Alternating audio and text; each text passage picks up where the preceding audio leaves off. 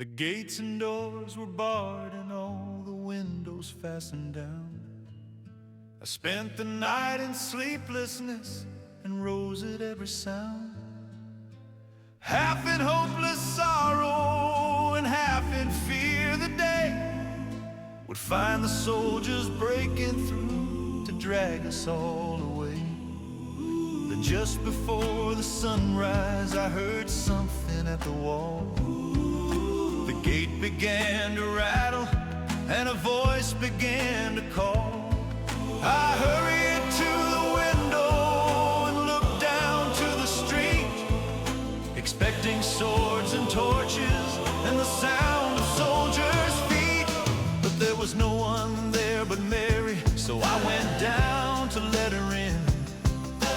John stood there beside me as she told us where she'd been. She said they moved him in the night and none of us knows where. Oh, the stone's been rolled away and now his body isn't there.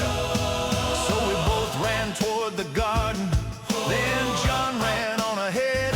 We found the stone and the empty tomb, just the way that Mary said would. But the winding sheet they wrapped him in was just an empty shell. And how or where they'd taken him, it was more than I could tell. Perhaps something strange had happened there, just what I did not know. John believed a miracle, but I just turned to go. Circumstance and speculation couldn't lift me very high, 'cause I'd seen them crucify him and then saw him die.